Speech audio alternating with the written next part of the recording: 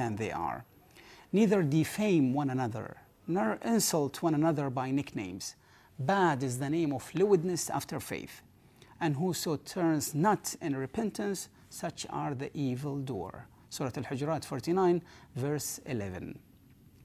The Messenger ﷺ prohibited anyone from mocking people with special needs or joking about them.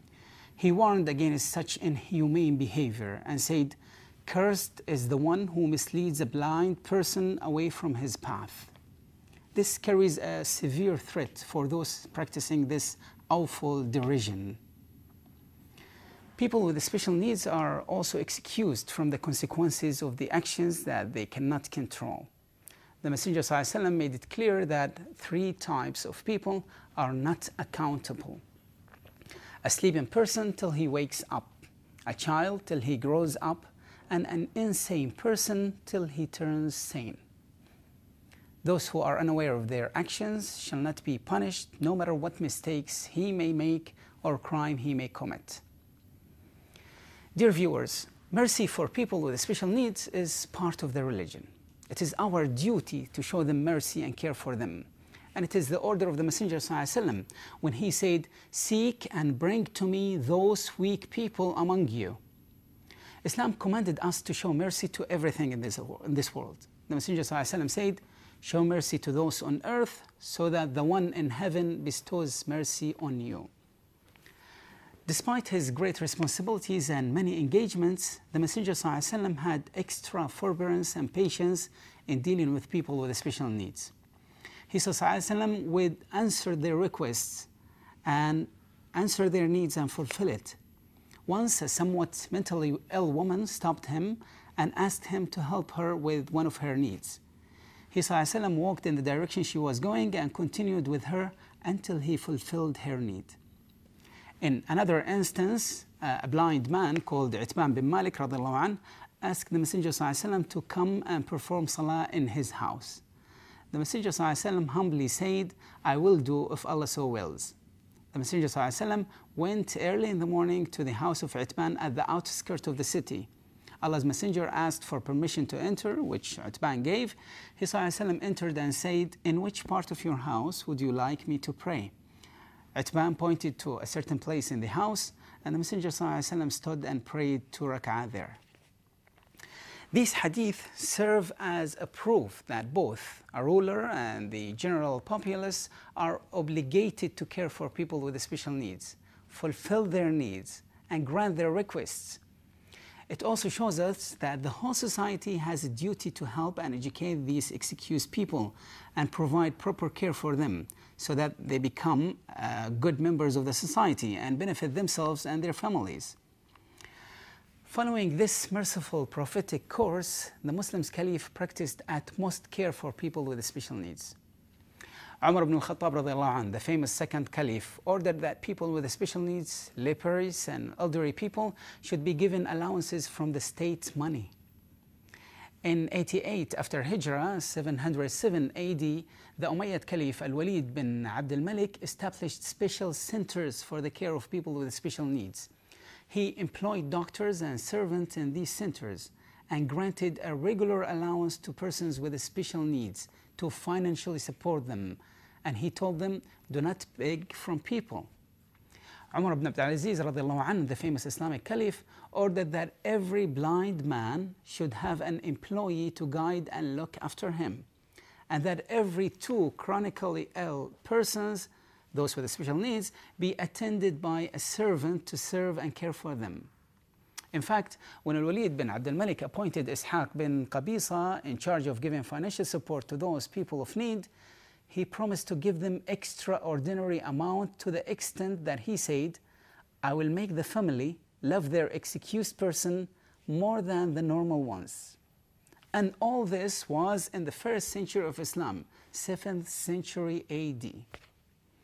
It is time once more for a quick break. Please remember to email us on understandingislam@dmi.ae with the topics you would like to see covered. Welcome back, brothers and sisters. It is the mercy of Allah the Almighty that when depriving a person of a certain ability or gift, Allah compensates him for it by bestowing upon him other gifts and abilities. They are given excellence in many other abilities with which they excel beyond other people. Such an optimistic outlook is important to give those people rest and contentment with their situation. If they cannot change these inabilities, they should try their best to overcome these hurdles and make their lives better.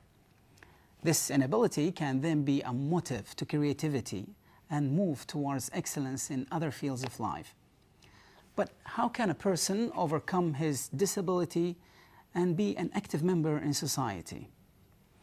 First of all, it is essential that a person with special needs should understand their situation and be fully aware of the nature of their challenges. They also need to be confident in their abilities and strong points and work on developing them. On the other hand, the society is under the obligation to lend these people a helping hand and grant them equal opportunity. The Islamic civilization has a significant number of people with special needs who played notable roles as linguists, jurists, teachers, poets, social commentators. Of them, here are a few outstanding examples. Being both lame and paralyzed was the Grand Mufti in Mecca. He was highly honored by Abdul Malik bin Marwan, the Muslim Caliph of that time. His vast knowledge earned him this prestige. Abu al-A'la al-Ma'ari was a famous blind philosopher and poet. Abu Uthman Amr bin Bahr al-Jahid, a famous encyclopedic scholar, author, who had problems with his eyes. Bashar bin Burd, another famous blind poet. Muhammad bin Sirin had a severe hearing impediment, yet he was a famous narrator, author, as well as the most famous dream interpreter in history. Aban bin Uthman was a famous scholar and jurist who had also a hearing impediment, and many others who were very famous scholars, jurists, judges, poets, and authors. Dear viewers, we have seen how Islam cared for people with special needs, pointing out many aspects of care and support for them, as well as incorporating them into the society and appointing them in high-rank posts with great responsibilities. It is now time to cover some of your questions. Nora is asking, I know that everyone is equal in Islam, but I have a question about inheritance laws in Islam. Why do the men in family get so much more than the woman when we are both allowed our financial independence and are equal in the religion? Very good question, Sister Nora. It is a common idea with many people that in Islam men get more from inheritance than women. This is not a precise idea. The rules of Islamic law of inheritance are thoroughly detailed in the Holy Quran and the Hadiths, leaving no room for anyone to claim more than his share of the inheritance. Allah the Almighty said in the Holy Quran after this, these are the settled portions ordained by Allah, and Allah is all-knowing, all-wise. Now, in some cases, the brother does get more than his sister, and that is for a good reason. Because in Islam, there are many financial duties on men. It is the brother's responsibility to care and spend for his sister's need, as well as spend for his wife and children, support his poor relatives, etc. While the sister does not shoulder such responsibilities. There are no such financial duties on her. So the sister takes full share and actually shares with her brother in his shares. This is just one reason out of many as to why men get more than women. Yet, men don't always get more in Islam.